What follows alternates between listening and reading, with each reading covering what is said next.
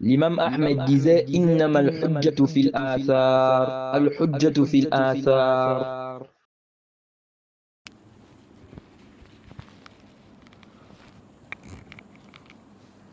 السلام عليكم ورحمة الله وبركاته. إن الحمد لله نحمده ونستعينه ونستغفره ونعوذ بالله من شرور أنفسنا ومن سيئات أعمالنا. من يهده الله فلا مضل له ومن يضلل فلا هادي له، وأشهد أن لا إله إلا الله وحده لا شريك له، وأشهد أن محمدًا عبده ورسوله. يا أيها الذين آمنوا اتقوا الله حق تقاته ولا تموتن إلا وأنتم مسلمون.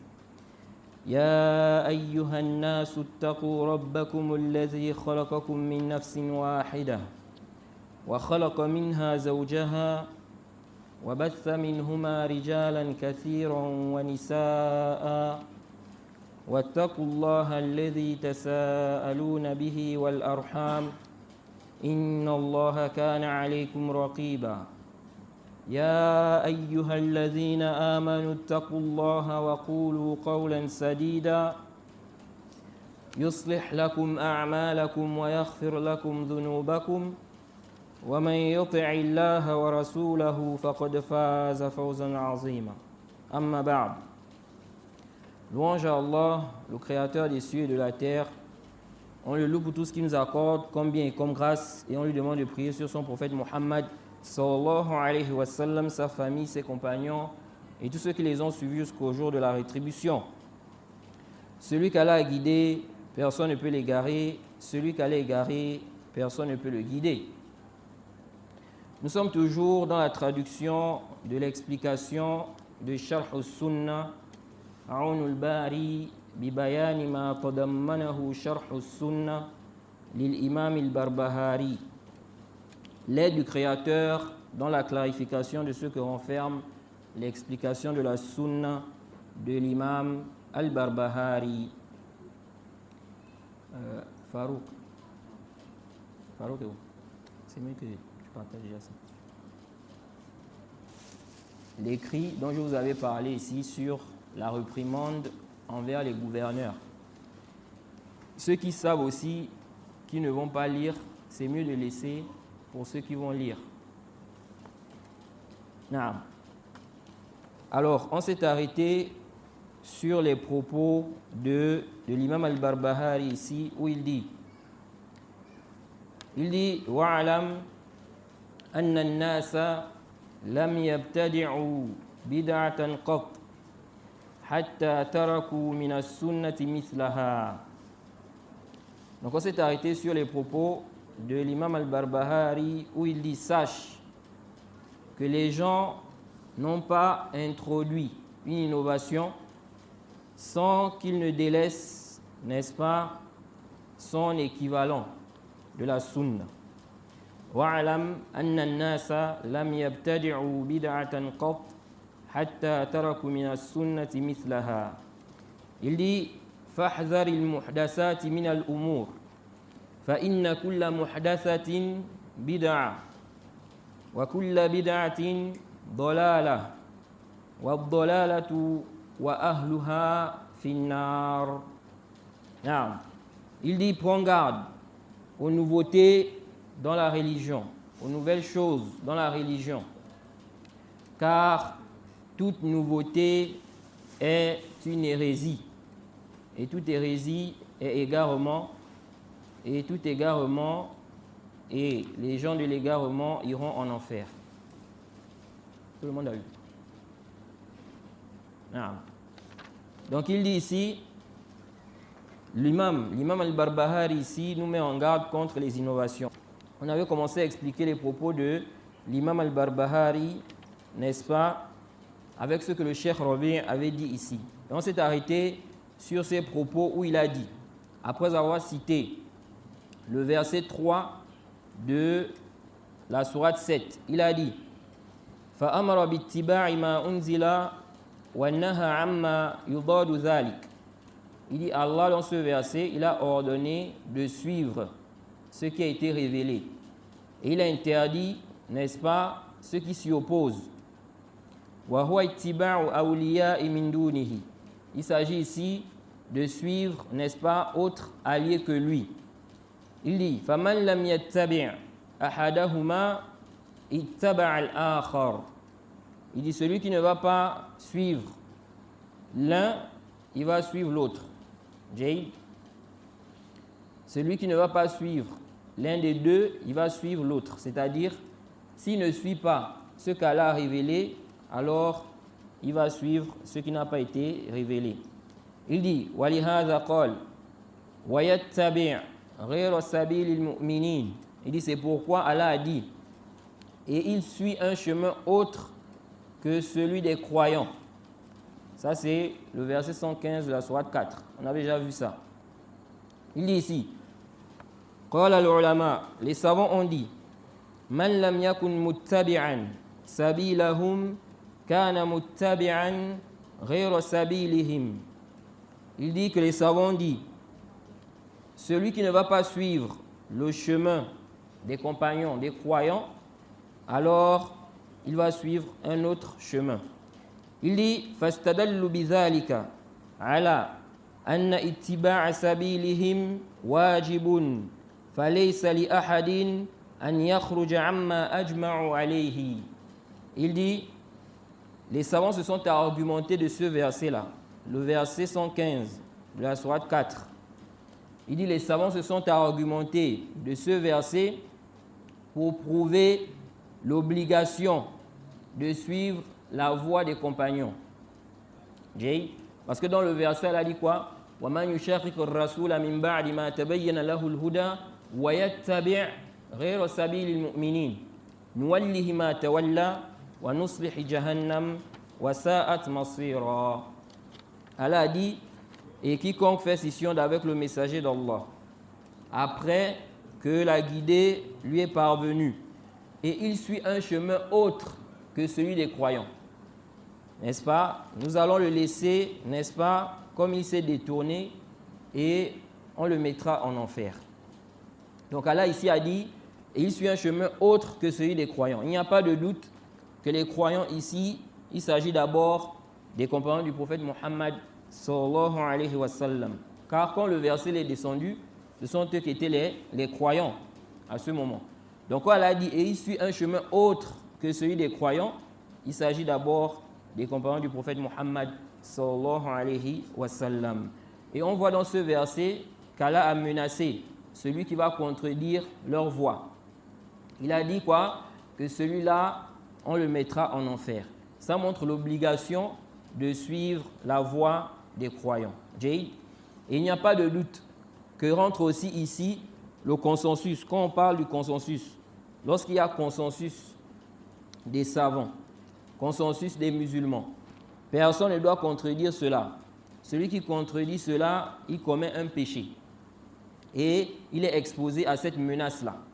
Car Allah ici a clairement dit et qui suit un chemin autre que celui des croyants. Naam. Donc le cheikh ici dit les savants se sont argumentés de ce verset pour dire qu'il est obligatoire de suivre, n'est-ce pas, les compagnons. Ok? Dans ce sur quoi ils sont unanimes. Ok? Il dit فَلَيْسَ لِأَحَدٍ أَنْ يَخْرُجَ عَمَّا أَجْمَعُ عَلَيْهِ. Personne n'a le droit de sortir de leur consensus. Ensuite il dit وَكَذَلِكَ مَنْ لَمْ يَفْعَلِ الْمَأْمُورِ فَعَلَ بَعْضَ الْمَحْذُورِ. Il dit de même, celui qui ne fait pas ce qui est recommandé, ce qui a été recommandé, il va faire certaines choses interdites. Celui qui ne fait pas ce qui est recommandé, il va faire certaines choses interdites. وَمَنْ فَعَلَ الْمَحْذُورِ لَمْ يَفْعَلْ جَمِيعَ الْمَأْمُورِ. Et celui qui va faire ce qui est interdit, il n'a pas fait tout ce qui a été ordonné. Ok? Celui qui fait ce qui est interdit, on ne peut pas dire qu'il a fait tout ce qui a été recommandé, ordonné. Il dit فَلَا يُمْكِنُ الْإِنسَانِ أَنْ يَفْعَلَ جَمِيعَ مَا أُمِرَ بِهِ مَا فِعْلِهِ لِبَعْضِ مَا حُذِرَ. Il dit ici, il n'est pas possible que l'homme fasse tout ce qui a été recommandé, demandé, tout en faisant certaines choses interdites. Ok? Tu ne peux pas faire tout ce qui a été recommandé alors que tu es en train de faire certaines choses qui sont quoi? Interdites. Il dit ولا يمكنه ترك كل ما حذر مع تركه لبعض ما أمر. Il dit ici, de même aussi, il ne peut pas délaisser tout ce qui a été interdit tout en faisant, n'est-ce pas, tout en délaissant certaines choses qui ont été recommandées. Ok? Qu'est-ce que ça veut dire? Si ici, là, tu fais, n'est-ce pas, certaines choses interdites, ça veut dire quoi? Que tu n'as pas fait tout ce qui a été recommandé. Parce que parmi les choses qui ont été recommandées, le fait de délaisser quoi? Ce qui est interdit. Donc si tu fais ce qui est interdit, ça veut dire que tu as délaissé ce qui a été ordonné. Et donc il a dit ici que la personne ne peut pas faire tout ce qui a été ordonné alors qu'elle est en train de faire certaines choses interdites. Le fait de faire certaines choses interdites, ça veut dire qu'elle ne fait pas tout ce qui a été ordonné. Parce que parmi les choses ordonnées, parmi les choses qui sont recommandées, délaisser quoi? Ce qui est interdit. Ensuite, il a dit, il n'est pas possible de délaisser aussi tout ce qui a été interdit tout en délaissant certaines choses qui ont été ordonnées. Ok? Si tu délaisses certaines choses qui ont été ordonnées, ça veut dire quoi? Que ici, là, tu as commis certaines interdictions. Ok? Tu n'as pas délaissé tout ce qui a été interdit. Il dit, فَإِنَّ تَرْكَ مَا حُذِرَ مِنْ جُمْلَةِ مَا أُمِرَ بِهِ. Il dit car délaisser ce qui a été interdit fait partie de ce qui a été ordonné. On a ordonné de délaisser. Quand on dit quelque chose est interdite, ça veut dire quoi? Ça veut dire qu'on t'ordonne de délaisser ça. Ok? Donc en faisant ce qui a été interdit, en réalité, tu n'as pas fait ce qui a été ordonné. Non, il dit فَهُوَ مَأْمُورٌ. Il dit ici, délaisser ce qui est interdit, ça rentre dans ce qui a été ordonné. Et c'est recommandé. Il dit وَمِنَ الْمَحْذُورِ تَرْكُ الْمَأْمُورِ.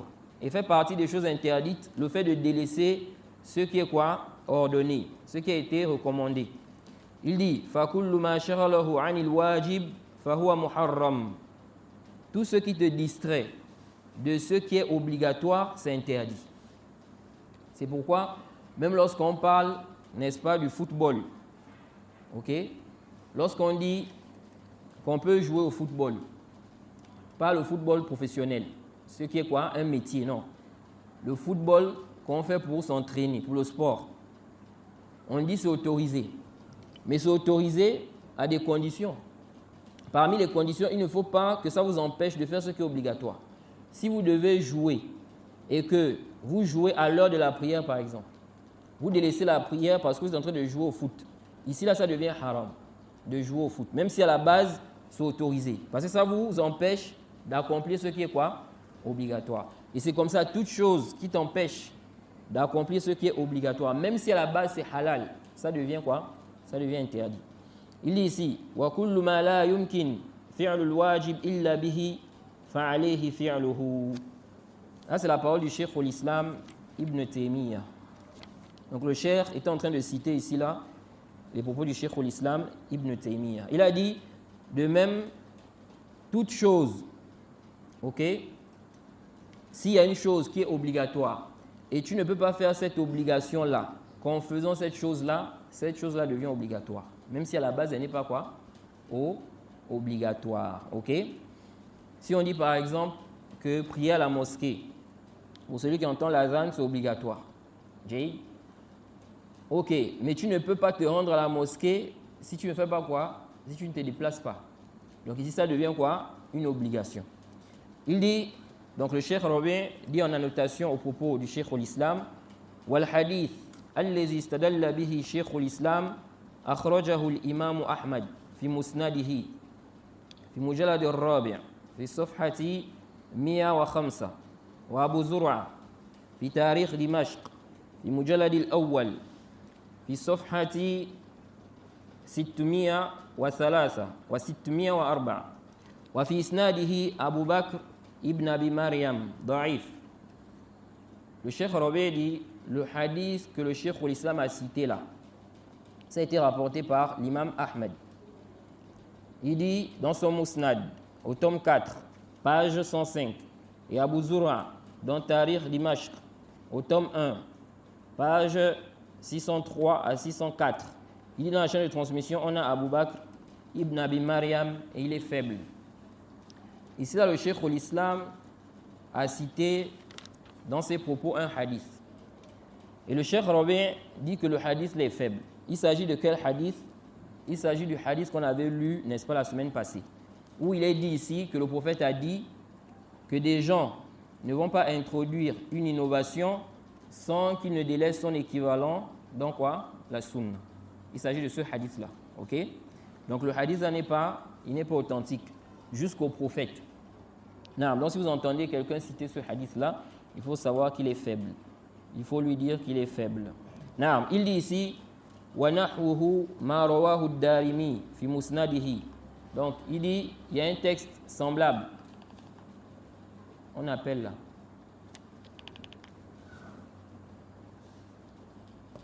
Ça s'est arrêté. Il dit, Ad-Darimi a rapporté dans son Musnad, au tome 1, page 44, numéro 99. Il a dit, أخبرنا أبو المغيرة ثنى الأوزاعي عن حسان قال ما ابتدع قوم بدعة في دينهم إلا نزع الله من سنتهم مثلها ثم لا يعيدها إليهم إلى يوم القيامة. Il dit ici, bon, il a cité la chaîne de transmission, il dit Hassan a dit que des gens ne vont pas introduire une innovation dans leur religion sans qu'Allah, n'est-ce pas, ne retire une sunna équivalente. Ok? Ensuite, cela ne reviendra pas jusqu'au jour du jugement. Ça là, ce n'est pas la parole du prophète Muhammad sallallahu alayhi wa sallam. On rapporte ça de qui? De Hassan. Le cheikh dit ici, وَهَذَا إِسْنَادٌ صَحِيحٌ إلى Hassan ibn Atiyya al-Awza'i imam jalil wa Abu al-Mughira huwa Abdul Qudus ibn al-Hajjaj al-Hamsi wa huwa thiqa. Donc il dit la chaîne de transmission authentique jusqu'à Hassan. Ok? Mais ici là on ne peut pas attribuer ça au prophète. Ok? On ne peut pas attribuer ça au prophète. En plus ici, c'est quelque chose, il est en train de dire qu'Allah va retirer ça. Et ça ne va plus revenir jusqu'au jour du jugement dernier. Ça là, ça nécessite quoi? Une parole du prophète pour affirmer une telle chose. Naam. Donc il a dit, c'est authentique jusqu'à Hassan. Ok? Al-Awza'i, c'est un imam noble. Abu al-Mughira, il dit, il s'agit ici d'Abdul Quddus al-Hamsi, il est thiqa, il est digne de confiance. L'avantage aussi de l'explication du Cheikh Robin, c'est quoi?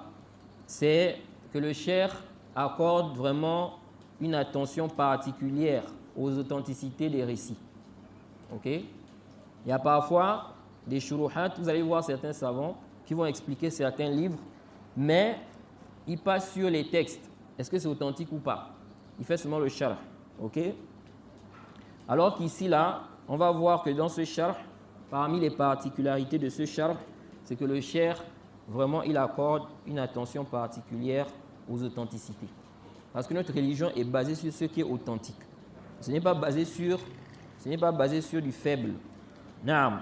Ensuite, il dit ici que cela a été rapporté par l'Alakaï également, n'est-ce pas, dans Sharh Usul i'tiqad Ahli Sunnah, au tome 1, page 104, numéro 129, avec une chaîne de transmission jusqu'à Al-Awza'i.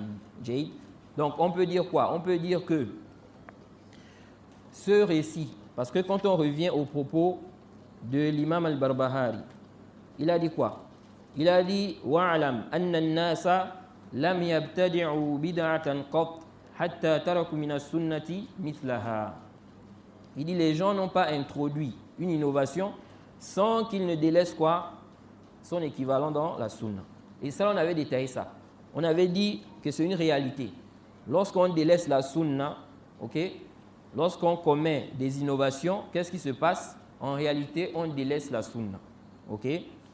On délaisse quoi? La sunna. Et on avait donné l'exemple ici de quoi? De la question des invocations sur le mimbar le jour du vendredi, chaque vendredi. Ok? Et c'est comme lorsqu'on parle aussi de la question de l'azan. Les deux azans qu'on fait le jour du vendredi. On avait aussi évoqué ça. Et je crois que je n'avais même pas terminé d'évoquer ce que je voulais mentionner quand j'avais parlé du athar qu'on rapporte d'Ibn Omar. On dit que Ibn Omar a qualifié l'azan de Othman de bid'a. Et on avait expliqué qu'en réalité, ce que Othman, le compagnon Othman avait, n'est-ce pas, établi concernant l'azan, il avait fait pour une raison. Parce qu'il y avait trop de monde. Ok? Et on faisait l'azan là au marché. Celui qui faisait l'azan là, donc le premier azan qu'on fait le jour du vendredi là. Cet azan là, ce n'était pas à la mosquée. Ok? Toïb. Cet azan là, c'était quoi? Parce qu'il y avait trop de monde. C'était pour avertir. Attention, bientôt la prière du Jumu'ah. Ok? Ensuite, quand l'imam monte sur le mimbar, on faisait encore un azan. Mais au temps du prophète, on ne faisait qu'un seul azan. Lorsque le prophète rentrait pour faire quoi? La khutbah. Ok? C'est l'azan là qu'on faisait. C'est pourquoi certains gens de science ont dit qu'on ne doit pas faire deux azans aujourd'hui. Jay, on ne doit pas faire deux azans aujourd'hui. Sauf si on se retrouve dans la même situation qu'au temps de Othman. Mais aujourd'hui, quand on regarde en réalité, on n'est pas dans cette situation. Parce qu'aujourd'hui, il y a les montres. Ok? Il y a les montres et les gens connaissent déjà l'heure de quoi? La prière du Jumu'ah. Donc on sait que dans telle mosquée, c'est à telle heure. Ok? Donc on n'a plus besoin de ça. Vous voyez? On n'a plus besoin de cet azan-là. Il suffit de faire l'azan qui était au temps du prophète. Quand l'imam rentre, on fait l'azan. Ça suffit. Et malheureusement, très peu de mosquées, n'est-ce pas, font cela. Ok? La plupart des mosquées, vous allez voir, ils font deux azans. Et quand on leur demande, ils disent Othman a fait. Othman a fait dans une situation dans laquelle vous n'êtes pas dans la même situation. Et puis Othman, il a demandé de faire ça au marché. On fait ça au marché là-bas. On faisait ça au marché là-bas. Maintenant, ici, là, quand on regarde, le compagnon Othman, il a fait un ijtihad par rapport au sens de l'azan, le but de l'azan. Vous voyez? C'est pourquoi, n'est-ce pas, on dit souvent aux gens, il y a des gens aujourd'hui qui disent non, utiliser les micros là pour faire l'azan, c'est une bid'a. Vous voyez? Ça, c'est faux. Au temps du prophète, il n'y avait pas de micros. Au temps du prophète, il n'y avait pas quoi? Des micros. Pourquoi on dit que quoi? Que le prophète a délaissé ça, pourtant il pouvait utiliser. Donc ce n'est pas une innovation. Et l'azan a un but. N'est-ce pas? Le but, c'est quoi? C'est d'informer de l'entrée de l'heure. Donc si aujourd'hui on a, n'est-ce pas, un moyen comme le micro qui nous permet de faire, n'est-ce pas, en sorte que la voix parte. C'est pourquoi au temps du prophète, on faisait l'azan hors de la mosquée. Ce n'était pas dans la mosquée. C'est pourquoi on dit souvent aux frères que lorsque il y a coupure ou bien délestage, il faut faire l'azan où c'est? Dehors. Parce qu'il y a un but. S'il y a délestage, toi tu fais l'azan dans la mosquée. Est-ce que ceux qui sont dehors là vont entendre? Donc l'azan, il y a un but. Donc quand on regarde, le compagnon Othman a fait un effort. Il a vu le but de l'azan. Et donc, comme il a compris ce but-là, n'est-ce pas, il a demandé de faire un azan avant l'azan qu'on fait lorsque l'imam monte sur le mimbar. Et il a demandé de faire ça où c'est? Au marché. Ok? Taïb. Maintenant, donc on ne va pas dire que l'azan de Othman, c'est une bid'a. Pourquoi? Parce que ici, là, il a fait par rapport à quoi? Au sens qui est visé par quoi? Par l'azan. Mais maintenant, si quelqu'un ne se retrouve pas dans la même situation que Othman, lui fait ça. On dit de ne pas faire ça. Ok? On dit quoi? On dit on ne doit pas faire cela. Non. Et donc j'avais évoqué ici un asar qu'on rapporte d'Ibn Omar. Et on dit que Ibn Omar a dit que l'azan de Othman là, c'est une bid'a. Vous voyez? Et le Cheikh Rabi a critiqué ce asar là. Lui, il a dit que c'est daïf, c'est faible. Quand on avait vu le asar qu'on rapporte de Omar ici là, sur, n'est-ce pas, la question de quoi? De la clarification. Où il a dit la uzra li ahadin fi dalalatin rakibaha. qu'il n'y a pas d'excuse pour quiconque, n'est-ce pas, s'égare ou bien il tombe dans un égarement. Car tout a été clarifié, etc. On a vu ce athar-là et on a vu que le cheikh a, n'est-ce pas, qualifié ce athar-là de faible. Et on avait dit que parfois un savant, il peut, n'est-ce pas, rendre un récit faible car il s'est rendu compte qu'il y a un problème. Et le fait qu'il s'est rendu compte que ce athar est un problème, ça l'a emmené à étudier le athar là en détail. Ok? Et donc, en étudiant ça en détail, il s'est rendu compte que c'est un problème. Et ça, c'est comme le athar d'Abdullah ibn Shaqiq. On dit que les compagnons du prophète ne voyaient pas une chose dont le délai seulement était de la mécréance, si ce n'est quoi? La prière. Ce athar-là, le cheikh Rabi' a déclaré ça faible. Mais parmi les choses, qu'est-ce qui a fait que le cheikh se concentre? Parce qu'il a fait une étude détaillée, n'est-ce pas, sur ce athar. C'est parce qu'il a vu que ça pose problème. Que comment se fait-il que les compagnons sont unanimes et puis on a des salafs qui ont contredit? Ok? Donc il a vu qu'il y a un problème. On doit donc bien étudier le athar là. Est-ce que vraiment c'est authentique? Et donc c'est la même chose ici. Ici là, le cheikh a vu que comment Othman a fait cette azan là. Et puis les compagnons étaient là. Ce n'est pas qu'on faisait ça, on a fait ça une seule fois, non. Pendant longtemps, on a fait l'azan là. Les compagnons étaient là. Aucun n'a reprimandé ça. Maintenant, on nous rapporte de Ibn Omar, on dit que Ibn Omar a dit que c'est une bid'a. Donc le cheikh a vu que c'est un problème. Il a vu que quoi? Que c'est un problème. Et donc, il s'est mis à étudier le athar là en détail et il est arrivé à la conclusion que le athar là est faible. Maintenant, il y en a qui se sont acharnés sur le cheikh. Que non, comment il peut dire ça? Kaza kaza, il y a Foulane qui a dit ceci, qui a dit cela. Mais il n'a rien compris, n'est-ce pas, de la démarche du cheikh et la démarche des gens du hadith. Ok? Donc c'est comme ça. Parfois un hadith ou bien athar, tellement c'est répandu que les gens ne vont pas vraiment se concentrer sur l'étude. Parce que c'est tellement répandu. Mais un savant peut venir, il voit qu'il y a un problème là. Ok? Ça va l'emmener maintenant à faire le bahth, à faire la recherche détaillée sur le athar et il peut arriver à la conclusion que le athar là est quoi? Est faible. Ok? Ce n'est pas le suivi de la passion. Ça montre l'intelligence et la réflexion du savant. Naam. Alors, on revient ici là au propos du cheikh. Ensuite, le cheikh Rabi' vient expliquer les propos de l'imam al-Barbahari où il dit wa qawluhu fahzar al-muhdathati min al-umur fa inna kulla muhdathatin bid'a wa kulla bid'atin dalalah wa dalalatu wa ahluha fi an-nar. Il dit prends garde aux nouveautés, aux choses nouvelles dans la religion. Car toute nouveauté, n'est-ce pas, toute chose nouvelle dans la religion est une innovation. Et toute innovation est un égarement. Et l'égarement, et les gens de l'égarement iront en enfer. Non. Ici, là, quand le cheikh dit les gens de l'égarement iront en enfer, ça, c'est la sentence générale. Ok? C'est connu chez les gens de la sunna concernant les menaces, n'est-ce pas, qu'on n'affirme pas qu'un musulman qui meurt, n'est-ce pas, ira en enfer. Ok? Tant qu'on n'a pas un nos, un dalil, on ne doit pas affirmer ça. Car Allah peut lui pardonner.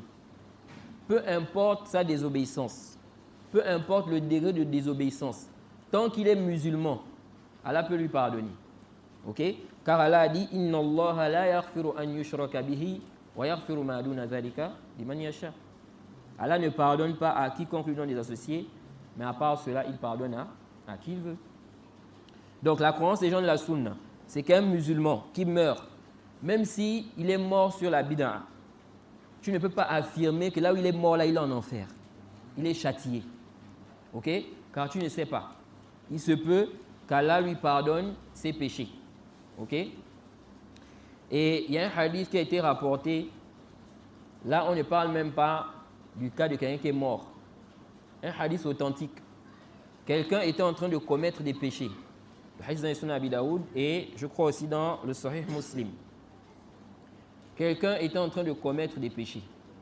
Et un autre lui disait d'arrêter. Qu'il doit arrêter de commettre des péchés. Et lui, il lui a dit Khallini wa Rabbi.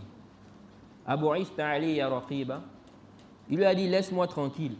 Est-ce qu'on t'a, n'est-ce pas, mis comme gardien, donc pour me garder? Et lui, il a dit à l'autre, Allah ne te pardonnera jamais. Et qu'est-ce qu'Allah a dit? Qui est celui-là qui va dire, ou qui est celui-là qui dit que je ne vais pas pardonner un tel? Je lui ai pardonné et j'ai annulé tes œuvres. Est-ce que vous voyez?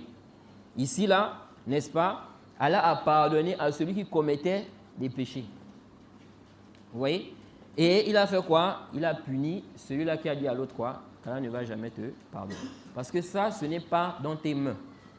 Ce n'est pas toi qui va décréter, qui va décider, qui va dire qu'un tel, Allah ne va jamais lui pardonner. Tant qu'il est vivant. Même un mécréant, tant qu'il est vivant, tu ne peux pas dire Allah ne va jamais te pardonner. Car il peut rentrer dans l'islam avant sa mort. Okay? Ce qu'on peut dire, c'est si tu meurs en état de mécréance, Allah ne va pas te pardonner. Okay? Si tu meurs en état de mécréance après avoir reçu le message, Allah ne va pas te pardonner. Okay? Mais dire, n'est-ce pas, à quelqu'un comme ça, qu'Allah ne va pas lui pardonner, ceci, non. Et donc c'est comme ça, un musulman qui meurt, peu importe son degré de désobéissance, même s'il a commis des péchés comme quoi, tant que ça n'a pas atteint le degré de la grande mécréance, tu n'as pas le droit de dire qu'il ira quoi? Qu'il ira en enfer. Mais on craint pour celui-là qui est mort sur la désobéissance, l'enfer. On n'affirme pas avec certitude, ou bien on n'affirme pas qu'il sera quoi? Châtié. Et donc, quand les gens de la Sunna disent que les innovateurs iront en enfer, ou bien les gens de l'égarement vont aller en enfer, c'est la sentence générale. Okay? Ça ne veut pas dire que tout celui qui est dans l'égarement, s'il meurt de manière spécifique, il va aller en enfer. Okay? Et c'est ainsi qu'il faut comprendre aussi le hadith sur les sectes, où le prophète a dit, parlant des groupes, que sa communauté va se diviser, en 73 groupes. Tous iront en enfer, sauf, n'est-ce pas, un groupe. Tous iront en enfer. Ça veut dire quoi? Ça veut dire que tout innovateur, s'il meurt, il va en enfer? Non. Ça, c'est la sentence générale. C'est comme plusieurs versets où Allah dit, celui qui fait ceci, n'est-ce pas, il ira en enfer. Ou bien les hadiths du prophète où il dit, celui qui fait cela, il ira en enfer. Ça, c'est la sentence générale. Il peut y avoir des choses qui vont empêcher que cette sentence s'applique sur la personne. Parmi ces choses, il y a le pardon d'Allah. Parmi ces choses, il y a les épreuves. Quelqu'un peut commettre un péché, mais Allah, n'est-ce pas, va l'éprouver. Et cette épreuve-là sera une expiation pour lui, des péchés qu'il a commis. Et il y a beaucoup de choses qui peuvent empêcher qu'une personne, n'est-ce pas, soit exposée à la menace. Le chef dit ici, أقول لقد سبق المؤلف رسول الله صلى الله عليه وسلم والسلف الصالح إلى التحذير من البدع وذمها. Il dit, l'auteur a été précédé par le prophète et les pieux prédécesseurs concernant le fait de mettre en garde contre les innovations et le fait de blâmer cela. Il a été précédé par le prophète. Le prophète a mis en garde contre les innovations.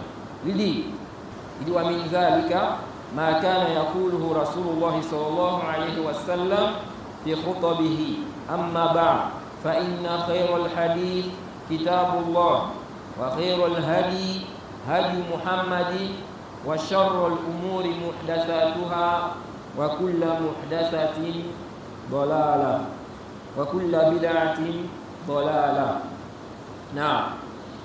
Il dit ici, parmi les choses qui montrent que le prophète a mis en garde contre les innovations, il dit ce qu'il disait lorsqu'il faisait la khutbah. Il disait quoi? Amma ba'd. La meilleure parole, c'est le livre d'Allah. La meilleure voie, c'est la voie de Muhammad. Et les pires des choses sont les nouveautés, les choses nouvelles dans la religion. Et toute hérésie est un égarement. Non. Ensuite, il a dit وَمِنْ تَحْذِيرَاتِ النَّبِيِّ صلى الله عليه وسلم ما رواه العرباض ابن سارية رضي الله عنه قال وعظنا رسول الله صلى الله عليه وسلم موعظة ذرفت منها العيون ووجلت منها القلوب قلنا يا رسول الله إن هذه لموعظة مودع فماذا تعهد إلينا؟ قال قد تركتكم على البيضاء ليلها كنهارها لا يزيغ عنها بعدي إلا هالك ومن يعش منكم فسيرى اختلافا كثيرا فعليكم بما عرفتم من سنتي وسنة الخلفاء الراشدين المهديين وعليكم بالطاعة وإن عبدا حبشيا عضوا عليها بالنواجذ فإنما المؤمن كالجمل الأنف حيثما قيل انقاد. Ensuite, le cheikh lit parmi les textes qui montrent que le prophète a mis en garde contre les innovations. On a le hadith de Irbad où il dit le prophète nous a fait une exhortation, qui a fait frémir nos cœurs et qui a fait pleurer nos yeux. Et on lui a dit, ô messager d'Allah, c'est comme s'il s'agit d'une exhortation de celui qui fait ses adieux. Donc celui qui part, qui fait ses adieux. Qu'est-ce que tu nous donnes comme conseil? Donc cette exhortation-là, quand le prophète a fait ça, n'est-ce pas, les gens ont pleuré. Les cœurs ont frémi. Et ils ont vu que c'est une exhortation de quelqu'un qui fait quoi? Qui fait ses adieux, qui dit au revoir. Donc ils ont demandé au prophète, tu nous donnes quoi comme conseil? Et le prophète a dit, je vous ai laissé, n'est-ce pas, sur une voie claire, de nuit comme de jour. Ne s'égare de cette voie après moi qu'un perdant, quelqu'un qui est voué à la perdition. Et il a dit, celui parmi vous qui vivra longtemps, ou celui parmi vous qui vivra, il verra beaucoup de divergences. Donc le prophète nous a déjà annoncé qu'il y aura des divergences. Ce n'est pas étonnant si aujourd'hui là, il y a des divergences. Même entre, n'est-ce pas, les gens de la sunna, entre les musulmans. Ensuite, il a dit quoi? Il a dit, suivez, n'est-ce pas, ma sunna et celle, n'est-ce pas, celle de mes califes bien guidés. Et obéissez au gouverneur. On avait déjà vu ça, on a parlé de cette question ici, et ça va venir encore. L'imam al-Barbahari va parler de cela ici. Obéissez, écoutez et obéissez au gouverneur, aux dirigeants, même s'il s'agit d'un esclave, n'est-ce pas, abyssin. Même s'il s'agit d'un esclave abyssin. Vous voyez ça? Parce que généralement, celui qui est libre,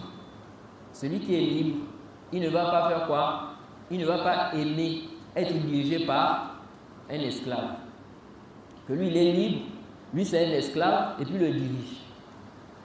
Généralement, celui qui est libre ne va pas quoi? Accepter. C'est pourquoi vous allez voir que ce sentiment-là, c'est resté même jusqu'à aujourd'hui dans les cœurs de certaines personnes.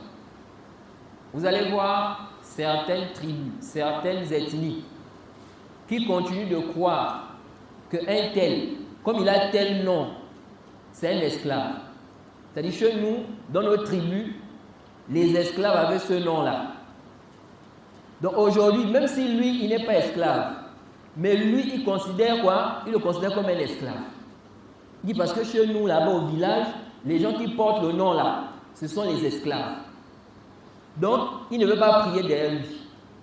Il ne peut pas diriger la prière et puis lui, il est derrière. Parce que c'est un esclave.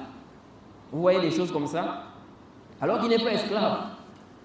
Il n'est pas esclave, il est libre. Ok, ça c'était le nom qui était porté à l'époque là-bas des esclaves. Ok? Mais est-ce que celui-là il est esclave? Il n'est pas esclave. Jay, il n'est pas quoi? Il n'est pas esclave. Et même s'il était esclave, il peut diriger la prière. Jay, Toy. Donc le prophète, regardez jusqu'où le prophète est allé. C'est pour montrer l'obligation d'écouter, d'obéir au gouverneur. Il dit, même s'il s'agit d'un esclave, même si celui qui vous dirige là, c'est un esclave, mais il a pris le pouvoir, vous devez écouter et obéir. Parce que le fait de désobéir ici, les mafasid, les mots sont plus grands. Non, et il a dit ici de s'accrocher, n'est-ce pas, à sa sunna. Ok? Et la sunna des califes bien guidés. Il dit accrochez-vous-y avec vos molaires. Ensuite, il a dit, car le croyant sincère est comme un chameau avec un anneau au nez. Ok? Ou quand on le mène, il fait quoi? Il suit. Ok? Le chameau, lorsqu'il est attaché avec ce fil-là, où on l'entraîne, il fait quoi? Il suit. Ok? Et c'est comme ça. Le croyant, il suit la vérité. Celui qui a dit la vérité, il il accepte. Même si c'est un enfant, même s'il est plus petit que lui, même si c'est son élève, c'est toi l'enseignant, c'est lui l'élève, mais il a dit la vérité, tu suis. Ok? C'est comme ça. Il dit ici, وقال رسول الله صلى الله عليه وسلم من أحدث في أمرنا هذا ما ليس منه فهو رد. Il dit ici que le prophète a dit, celui qui va innover, quiconque va innover dans notre affaire-ci, dans la religion, ce qui n'en fait pas partie, ce sera rejeté. Il dit, وفي هذه التحذيرات أكبر زاجر وواعظ لمن ألقى السمع وهو شهيد. Le cheikh dit, dans, n'est-ce pas, ces mises en garde là, il y a la plus grande menace et exhortation pour quiconque écoute et est témoin. Ensuite, le cheikh, n'est-ce pas, va nous expliquer la suite des propos de l'imam al-Barbahari.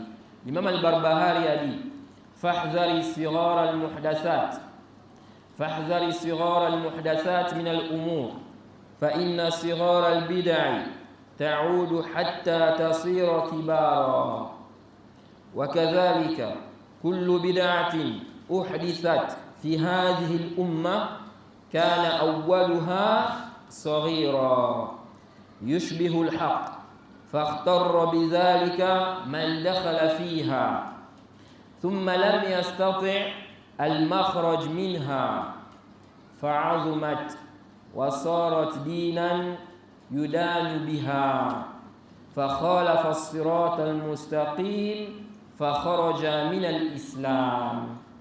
نعم. Ensuite, l'imam al-Barbahari a dit, prends garde aux petites innovations. Prends garde aux petites innovations. Car les petites innovations, n'est-ce pas, finissent par devenir grandes. Ok? Les petites innovations finissent par devenir grandes. Il dit de même, ce fut le cas pour toute innovation introduite dans cette communauté. Au début, elle était petite. Ok? Ressemblant à la vérité. La bid'a, n'est-ce pas? Vous voyez, ça ressemble à la vérité.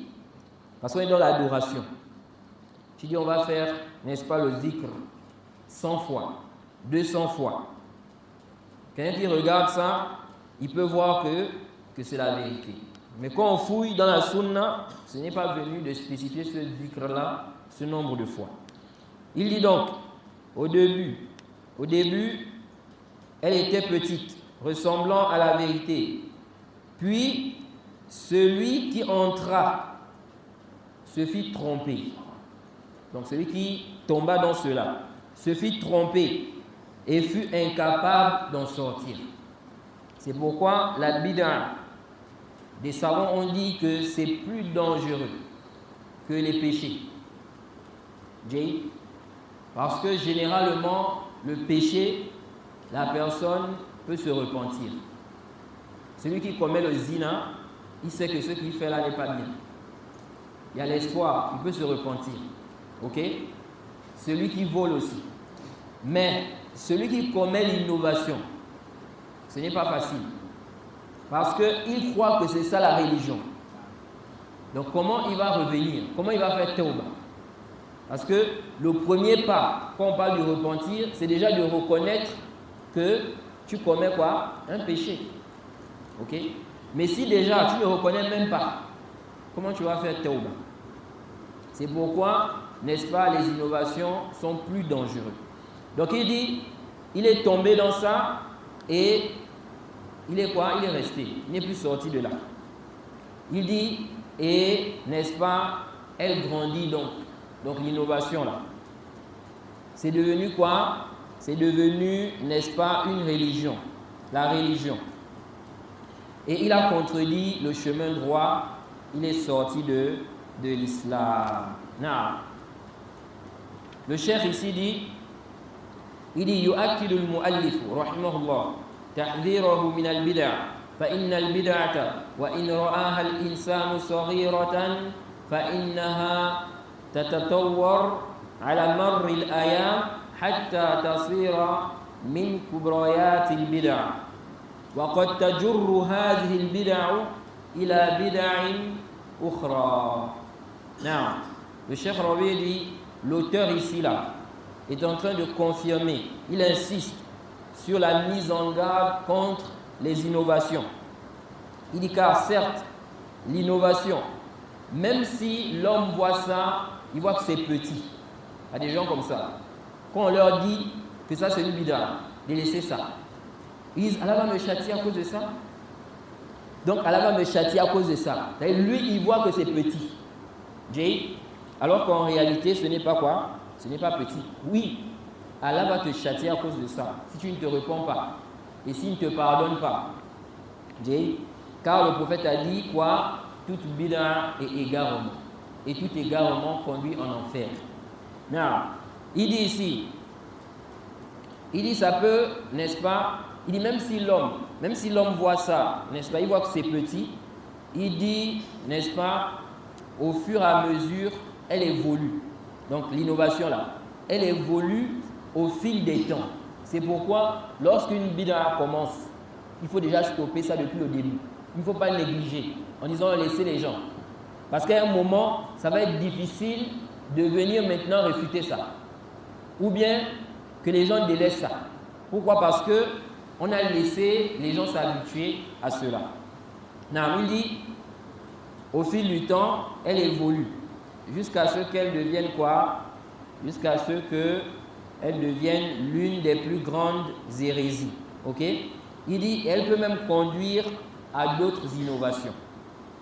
Il dit, وَقَدْ قَالَ رَسُولُ اللَّهِ صَلَّى اللَّهُ عَلَيْهِ وَسَلَّمَ إِيَّاكُمْ وَمُحَقَّرَاتِ الذُّنُوبِ فَإِنَّهُنَّ يَجْتَمِعْنَ عَلَى الرَّجُلِ.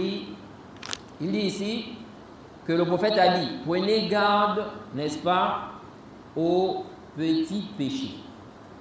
Prenez garde aux petits péchés. Les péchés auxquels on ne fait pas attention, ce qu'on néglige. Il a dit, car ces péchés peuvent, n'est-ce pas, se regrouper chez l'homme jusqu'à ce qu'il périsse. Jusqu'à ce qu'il périsse. Ensuite, il dit ici, وقال صلى الله عليه وسلم لعن الله السارق يسرق البيض فتقطع يده ويسرق الحبل فتقطع يده. Il dit, le prophète a dit, Allah a maudit le voleur. Allah a maudit le voleur. Il vole un œuf jusqu'à ce qu'on coupe sa main. Ok? Il vole un fil jusqu'à ce qu'on coupe sa main. Certains gens de science ont expliqué ce hadith en disant que celui-là qui vole, il va commencer à voler ce qui est petit. Ce qui est petit. Et au fur et à mesure, il va finir par voler ce qui est plus grand. Il commence par voler un œuf, n'est-ce pas? Un fil. Après, il va voler quoi? Ce qui est plus. Il a commencé à voler 100 000. Après, il va voir que 100 000 là, c'est petit. Il va prendre 200. Après, il va voir que c'est petit. Il va chercher à prendre plus. Ok? Taïb. Ensuite, le cheikh dit ici فَإِذَا كَانَتِ الْمَعْصِيَةُ الصَّغِيرَةُ فإذا كانت المعصية الصغيرة تجر إلى أكبر منها فالبدعة من باب أولى. Il dit, si le petit péché conduit à ce qui est grand, alors l'innovation a fortiori. Ok? On voit ici que le cheikh Rabi a cité des hadiths parlant des péchés. Ok? Maintenant, il dit, si les petits péchés là, ça peut conduire au grand, il dit l'innovation a fortiori. Les petites innovations peuvent conduire aux grandes innovations. Il dit tabda'u saghiratan fatakbur wa tajurru ila ghayriha. Donc ça commence petit, ensuite ça grandit et ça conduit à d'autres innovations. Wa man yanzuru fi hali ahli al-bid'ah wa bidayati bid'ahihim وما آلت إليه أحوالهم يدرك خطورة البدع. Il dit celui qui observe la situation des gens de l'innovation et leur début, comment ils ont commencé et n'est-ce pas ce à quoi ils ont ou bien ce vers quoi ils ont terminé. Il va prendre conscience du danger des innovations. وأنها قد تقود إلى الخروج من الإسلام. Et que ça peut conduire à la sortie de l'islam. كما حصل لغلاة الروافض وغلاة الصوفية الذين جرتهم بدعهم إلى القول بالحلول ووحدة الوجود. Il dit ici, comme le cas, n'est-ce pas, des rawafid et des exagérateurs parmi les soufis. Leurs innovations, n'est-ce pas, les ont conduits à croire qu'Allah est dans ses créatures, ok, et à croire au panthéisme. Non, c'est la veine. Non.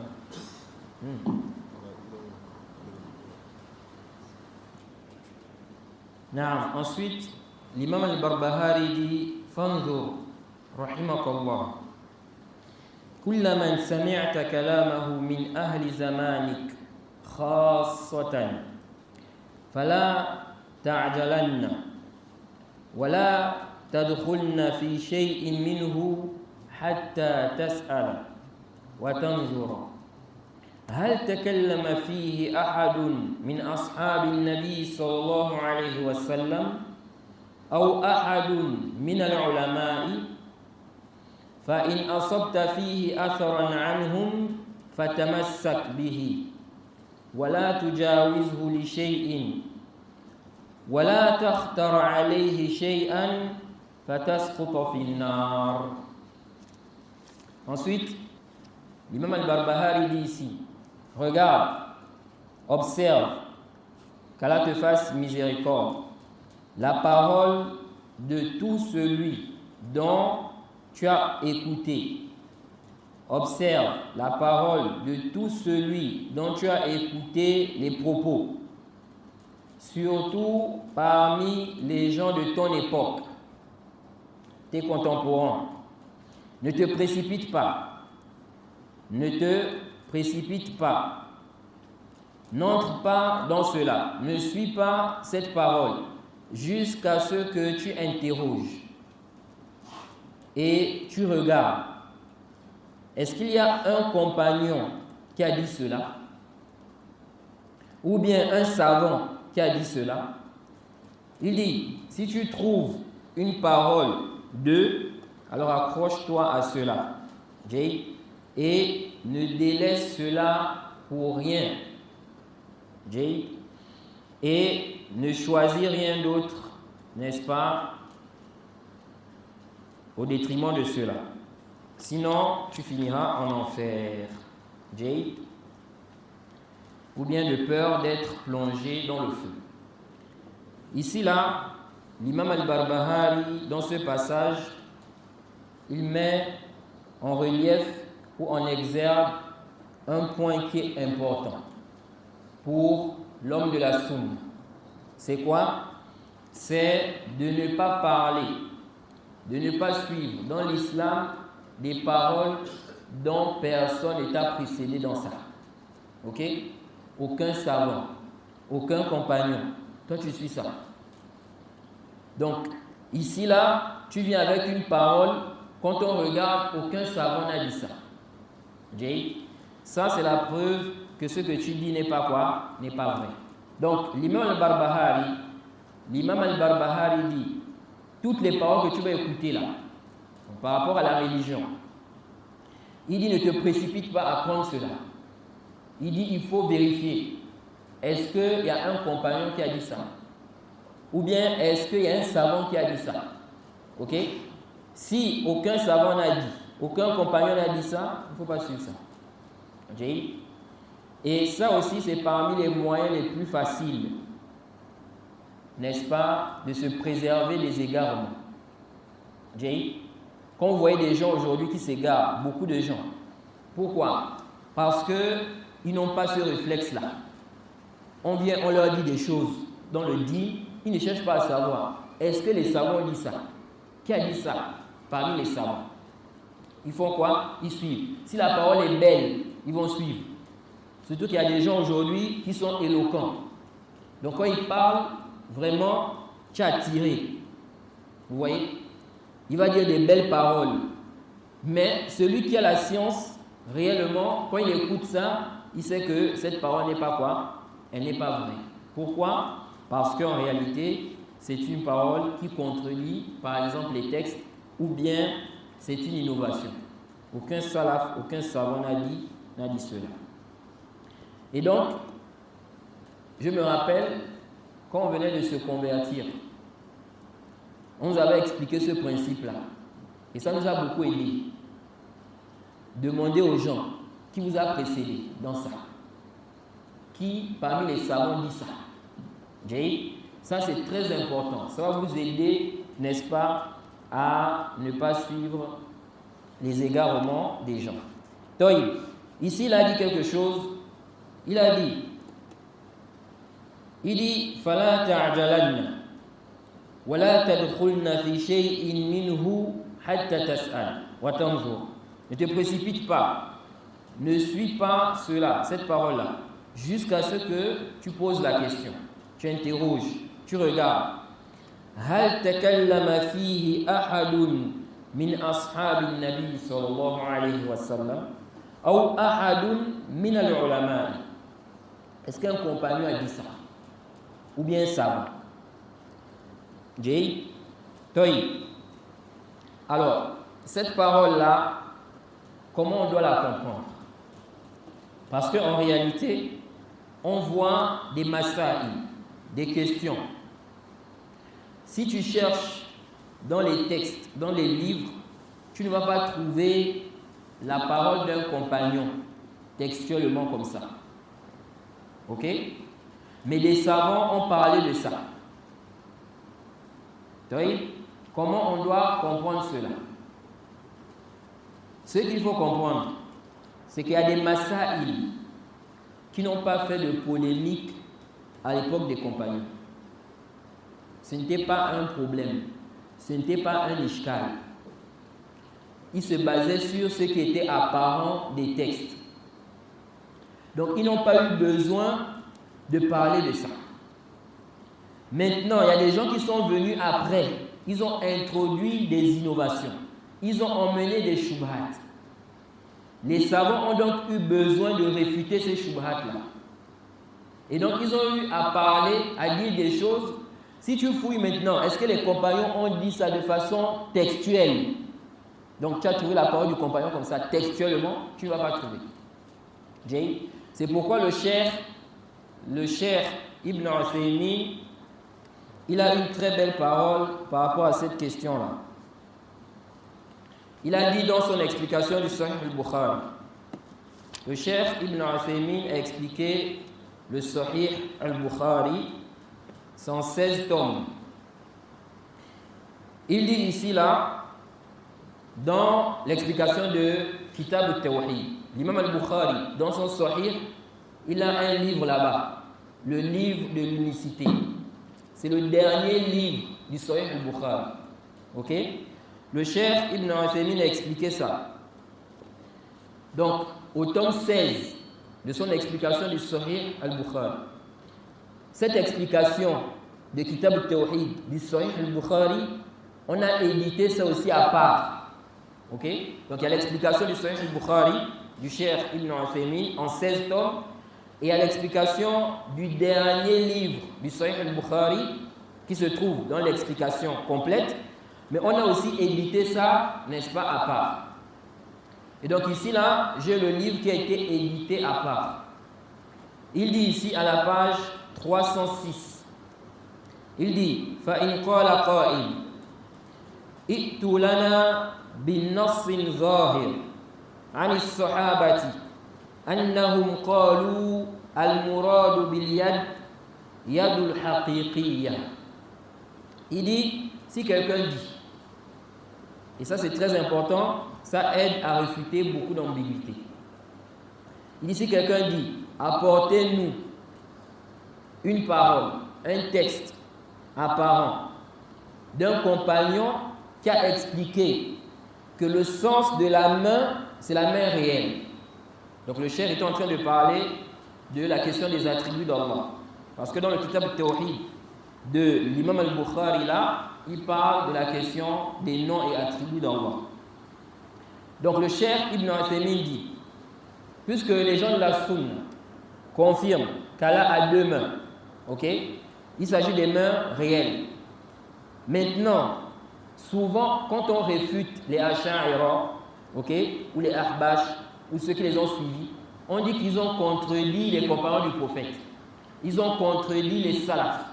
Les salafs, les compagnons du prophète, croyaient qu'Allah a deux mains réelles. Il y en a parmi eux, ils disent, apportez la parole du compagnon où il a dit ça, qu'Allah a deux mains réelles.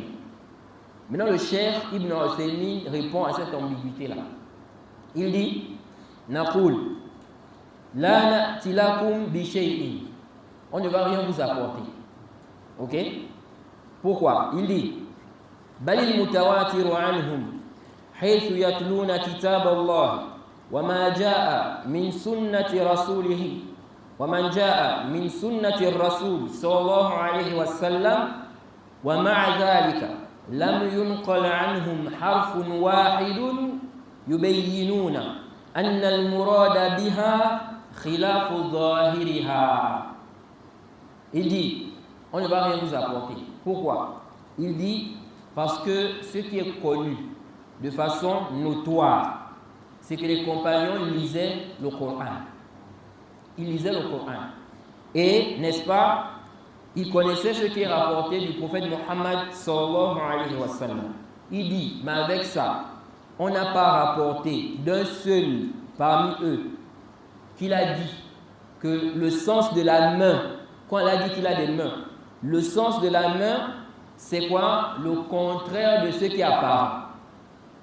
Ok? C'est-à-dire, quand il a dit qu'il a des mains, ce qui est apparent, c'est quoi? C'est qu'il s'agit des mains réelles. Et d'ailleurs, les Ash'ari, les sectaires qui contredisent les gens de la Sunna sur ce sujet-là, ils ne nient pas ça. Parce qu'ils disent, on doit sortir, on ne doit pas comprendre le texte-là dans son sens apparent. Ils disent quoi? On ne doit pas comprendre ces textes-là dans son sens apparent. Donc ça veut dire qu'ils reconnaissent que ce qui est apparent ici, c'est qu'il s'agit des mains réelles. Le cheikh Ibn Uthaymin dit, les compagnons lisaient le Coran. Donc ça veut dire qu'eux aussi, ils ont compris que ce qui est apparent de ces textes-là, c'est quoi? C'est qu'il s'agit des mains réelles. Il dit, mais avec ça, aucun d'eux n'a dit, n'est-ce pas, que non, ici, là, la main, ce qui est visé, ce n'est pas la main réelle. C'est quoi? C'est la puissance, comme eux ils disent. Ok? Aucun n'a dit ça. Il dit, وَعَلَى هَذَا فَهُمْ يُؤْمِنُونَ بِهَا عَلَى ظَاهِرِهَا. Il dit sur cette base, ils croyaient en ces textes-là de façon apparente. Il dit, وَهُمْ عَرَبٌ خُلَّص. Il dit, ce sont des Arabes purs. يَعْرِفُونَ الْمَعْنَى. Ils connaissaient le sens. وَإِذَا لَمْ يَرِدْ عَنْهُمْ شَيْءٌ يُخَالِفُ الظَّاهِرِ فَإِنَّنَا نَجْزُمُ بِأَنَّهُمْ يَقُولُونَ بِالظَّاهِرِ. Il dit, si ici, là, on n'a rien rapporté d'eux qui contredit ce qui est apparent, nous affirmons avec certitude que leur position, c'était quoi? Ce qui est apparent du texte. Ok? Il dit, إِذْ كَيْفَ يَتْلُونَ كِتَابَ اللَّهِ أَنَاءَ اللَّيْلِ وَالنَّهَارِ وَلَا يَتَجَاوَزُونَ 10 آيَاتٍ إِلَّا تَعَلَّمُوهَا وَمَا فِيهَا مِنَ الْعِلْمِ وَالْعَمَلِ ثُمَّ لَا يَرِدُ عَنْهُمْ حَرْفٌ وَاحِدٌ يَدُلُّ عَلَى أَنَّهُمْ يُخْرِجُونَ الْكَلَامَ عَنْ ظَاهِرِهِ. Il dit, comment se fait-il que les compagnons lisaient le Coran matin et soir? Ils ne dépassaient pas 10 versets avant d'étudier ce que ces versets-là renferment comme science et pratique. Ils ne dépassaient pas ça. Il dit, comment se fait-il qu'il y avait tout ceci?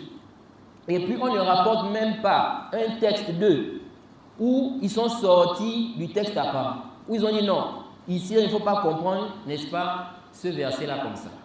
C'est comme le prophète. On dit à ces gens-là, vous dites que comprendre les textes-là de manière apparente, c'est même de la mécréance. Mais comment le prophète n'a pas expliqué? On n'a même pas un texte du prophète où il dit que, attention, les mains ici, là, quand on a dit qu'il a des mains, il ne s'agit pas de mains réelles. On n'a aucun texte où le prophète dit ça. Alors que vous dites que ce qui est apparent, c'est quoi? C'est la mécréance. Ce qui est apparent, ici, si on croit en ce qui est apparent, c'est la mécréance. Le prophète devait clarifier pour que les gens ne tombent pas dans l'égarement. Il devait clarifier qu'attention, ici, là, il ne faut pas comprendre ça comme ça. Mais jamais. Le prophète n'a pas mentionné cela. Il dit, وَلَا حَاجَةَ إِلَى أَن نَنْقُلَ لِكُلِّ صِفَةٍ بِعَيْنِهَا نَصًّا عَنِ الصَّحَابَةِ وَالتَّابِعِينَ. Il dit, on n'a pas besoin de citer pour chaque attribut une parole du compagnon ou bien des tabi'in. Il dit, لأن الأصل أنهم يقولون بما دل عليه ظاهر القرآن أن المراد اليد الحقيقية والعين الحقيقية وكذلك بقية الصفات. Le cheikh dit ici, il dit, car la base c'est quoi? C'est qui soutenait ce qui était apparent du Coran, que la main ici, c'est la main réelle. Les yeux, il s'agit des yeux réels. Et c'est ainsi le reste des attributs. Et c'est comme ça aussi que l'imam San'ani a réfuté. Quand il a parlé de la question de l'extinction de l'enfer. Cette mas'ala, on avait traité ça, pour ceux qui suivent nos cours, je crois, en 14 audios, dans les fondements de la Sunna. Lorsqu'il a parlé de ce sujet-là, parce que dans cette mas'ala, Ibn al-Qayyim, qu'Allah lui fasse miséricorde, quand il a parlé du sujet-là, il a mentionné des propos de certaines personnes qui ont soutenu, n'est-ce pas, l'extinction de l'enfer, cette position-là. Et parmi les shubhat qu'ils ont mentionné, les ambiguïtés, ils ont demandé où est-ce que les compagnons, n'est-ce pas, ont dit le contraire. Ok? Et l'imam San'ani, dans son livre, ôter le voile, afin d'anéantir les preuves de ceux qui affirment l'extinction de l'enfer, à la page 116, il dit, nous n'avons trouvé aucun compagnon qui ait dit que l'enfer sera détruit, qu'il est voué à l'extinction. Comme nous n'avons trouvé aucun compagnon qui ait dit que l'enfer ne sera pas détruit, qui n'est pas voué à l'extinction. Car cette question de l'extinction de l'enfer n'était même pas connue à leur époque. C'est vous qui avez emmené ça.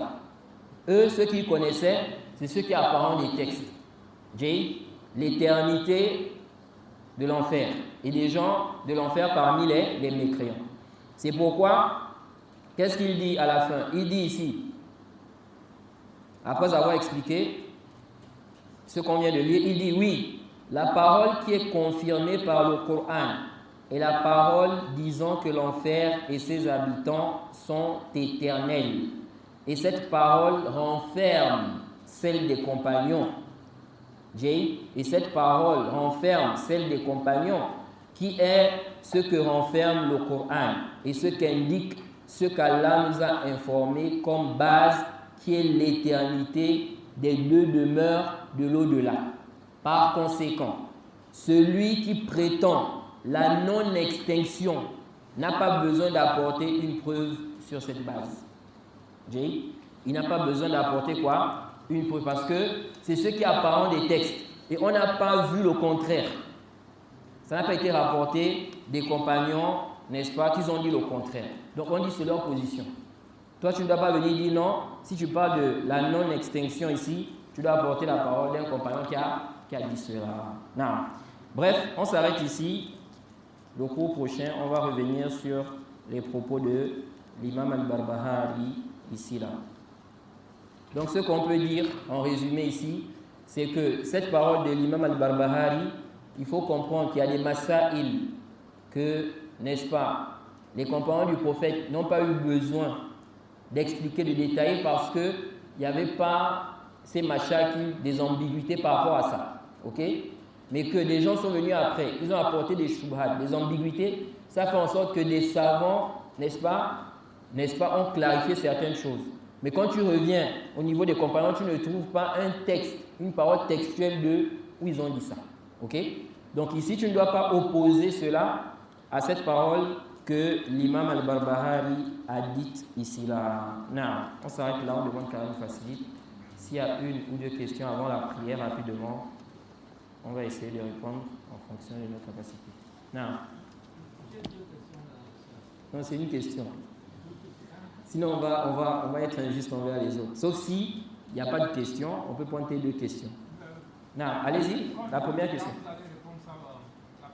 Ok, Inch'Allah.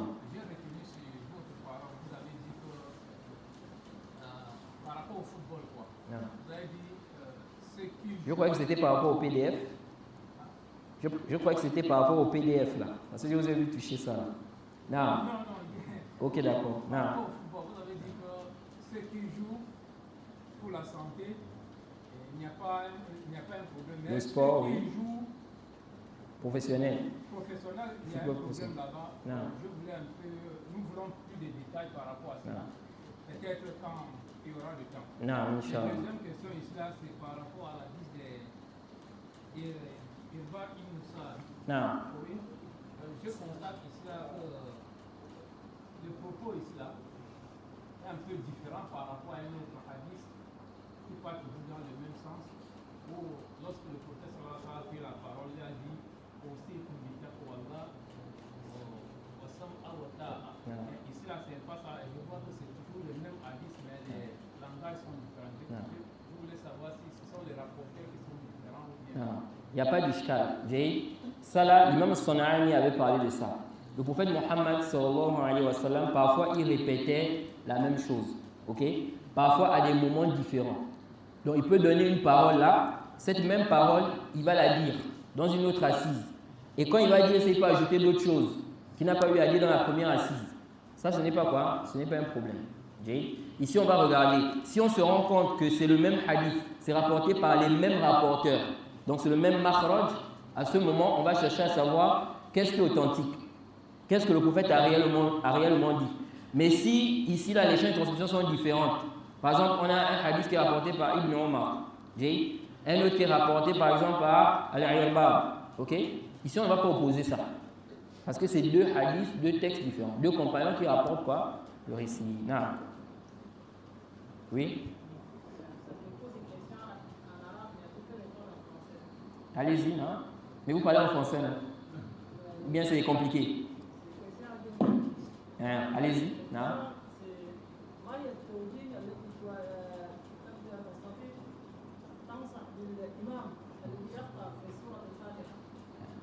يخطئ Allez-y, yukhti. Non. Non. Il n'y a pas de doute. Le prophète Mohammed sallallahu alayhi wa sallam, d'abord je traduis la question du frère. Le frère demande, il dit quel est le conseil qu'on peut donner concernant un imam qui se trompe dans la Fatiha. Ok? Le prophète Mohammed sallallahu alayhi wa sallam, dans le hadith de Ubadah ibn Samit, dans le Sahihain, il dit la salata liman lam yaqra bi fatihatil kitab. Il n'y a pas de prière pour celui qui ne lit pas la Fatiha. Ce hadith est un hadith qui est clair. Et ce hadith montre que la Fatiha, c'est un pilier dans la prière. Sans ça, la prière n'est pas valide. C'est vrai que les savants ont divergé, mais la vie qui est juste, sans aucun doute, la Fatiha, c'est un pilier. Celui qui ne lit pas la Fatiha, sa prière n'est pas valide. Jay? Maintenant, c'est vrai qu'il y a un débat par rapport à celui qui est derrière l'imam. Lorsque l'imam lit à haute voix, est-ce que la Fatiha de l'imam, c'est valide pour lui? Ok? Là, c'est un long débat là-bas. Mais ce qui est juste, c'est valide pour lui. Jay? Mais dans les prières à voix basse, comme la prière de Zuhr, la prière de Asr, ou bien les deux dernières rak'at de Isha, ou bien la dernière rak'at de Maghrib, tu dois lire la Fatiha. L'imam doit lire la Fatiha, ceux qui sont derrière doivent lire cela. Toïb. Cette Fatiha-là, tu n'as pas le droit, n'est-ce pas, de commettre des erreurs dans ça. Des erreurs qui vont rendre invalide ta prière. Ou même des erreurs qui ne vont pas rendre invalide ta prière. Alors, l'imam qui se trompe dans la Fatiha, c'est pourquoi on dit un musulman doit se concentrer sur la lecture de la Fatiha. Il doit faire des efforts pour bien lire la Fatiha. Parce qu'il y a des gens aujourd'hui là, ils ont mémorisé la Fatiha, ils sont pressés de mémoriser d'autres sourates, ils vont prendre d'autres sourates, mais la Fatiha, ils lisent ça avec des erreurs. Tu dois te concentrer sur la Fatiha d'abord, parce que sans ça, la prière n'est pas valide. Les autres sourates là, tu peux ne pas emmener ça dans la prière. Mais la Fatiha, il faut ça. Donc même si tu prends tout ton temps pour ça d'abord, 2 semaines, 3 semaines, 1 mois, il n'y a pas de problème. Prends ton temps pour bien lire la Fatiha. Un imam qui se trompe dans la Fatiha, l'erreur ici, elle est de 2 types. Soit c'est une erreur qui change complètement le sens de la Fatiha. Ok? Par exemple, il va dire, au lieu de dire an'amta, il va dire an'amtu. Ça change complètement le sens. Là, ce n'est plus, n'est-ce pas, ce qu'Allah a comblé de ses faveurs, de ses bienfaits, c'est maintenant ce que moi j'ai comblé. Donc, tu as changé complètement le sens. Donc, ce genre d'erreur-là, ça invalide la raka et de facto la prière. Donc, un imam qui fait une erreur qui invalide la Fatiha, le conseil qu'on lui donne, c'est quoi? C'est d'apprendre à lire la Fatiha et de laisser d'abord l'imama à ceux qui lisent bien quoi? La Fatiha. Ok? Parce que la prière en dépend. C'est pourquoi on dit, si un imam ne sait pas lire la Fatiha, il commet des erreurs dans la Fatiha, des erreurs qui changent le sens, on n'a pas le droit de prier derrière lui. On n'a pas le droit de prier derrière lui. On doit lui donner conseil avec la sagesse, avec la manière, pour qu'il accepte aussi. Et si on vient lui parler aussi d'une certaine façon, n'est-ce pas, il se peut qu'il fasse l'orgueil. Donc on lui parle avec sagesse qu'il faut quoi? Qu'il apprenne la Fatiha. Ok? Parce que ça c'est très important dans la prière. C'est une responsabilité lorsqu'il est devant là.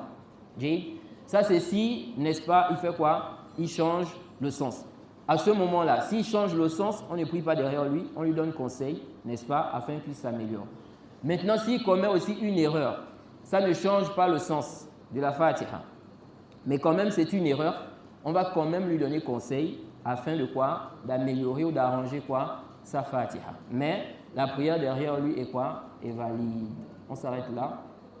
Je crois que c'est l'heure de la prière. Wa subhanaka Allahumma bihamdik wa ashhadu an la ilaha illa anta astaghfiruka.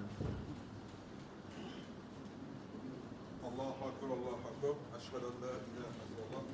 Ashhadu anna Muhammadan rasulullah. Hayya 'ala as-salah, hayya 'ala al-falah. Qad qamat as-salatu, qad qamat as-salah. Allahu akbar, Allahu akbar, la ilaha illallah.